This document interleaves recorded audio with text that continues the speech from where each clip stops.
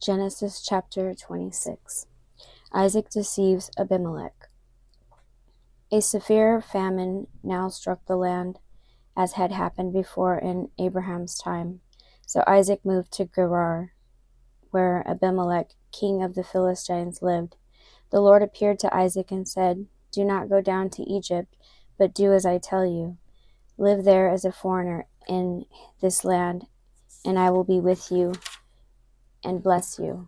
I hereby confirm that I will give all these lands to you and your descendants, just as I solemnly promised Abraham your father. I will cause your descendants to become as numerous as the stars of the sky, and I will give them all these lands.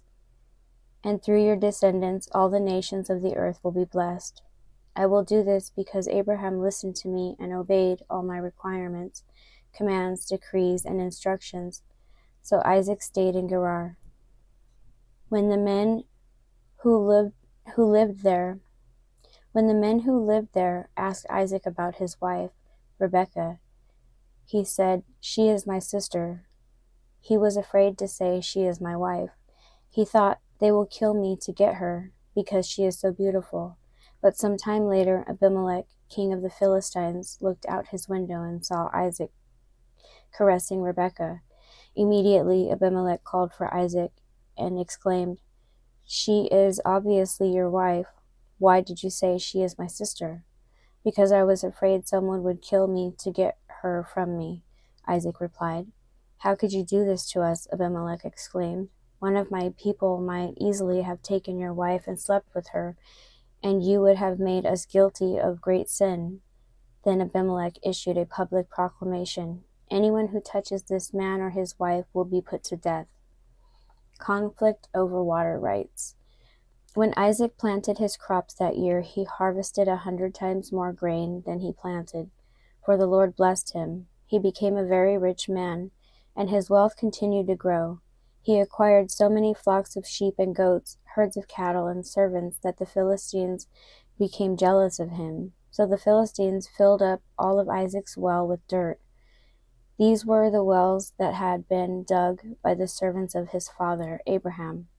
Finally, Abimelech ordered Isaac to leave the country. "Go somewhere else," he said, "for you have become too powerful for us." So Isaac moved away to the Gerar Valley, where he set up their tents and settled down. He reopened the wells his father had dug, which the Philistines had filled in out after Abraham's death.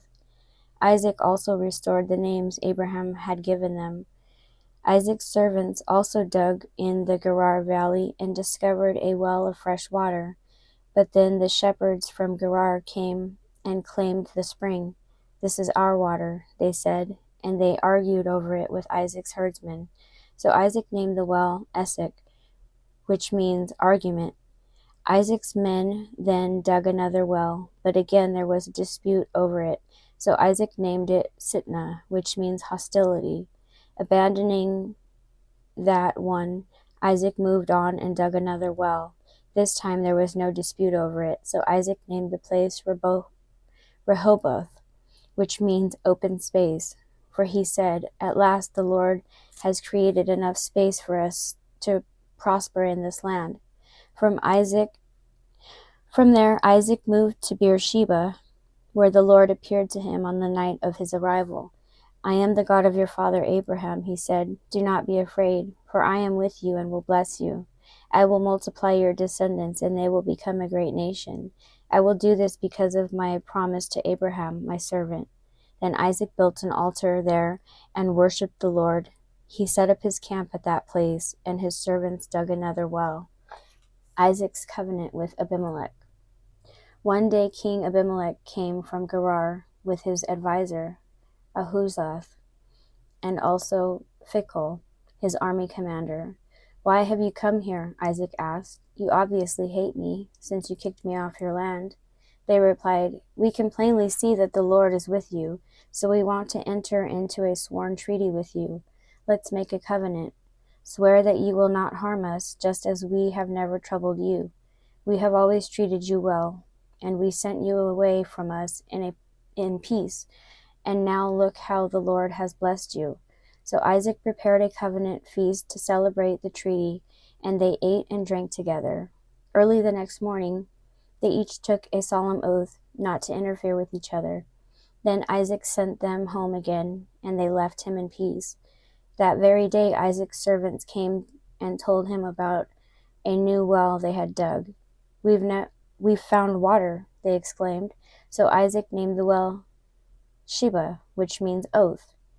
And to this day, the town that grew up there is called Beersheba, which means well of the oath. At the age of 40, Esau married 2 Hittite wives, Judith, the daughter of Beeri, and Basemath, the daughter of Elon. But Esau's wives made life miserable for Isaac and Rebekah. Genesis chapter 26. God bless and shalom.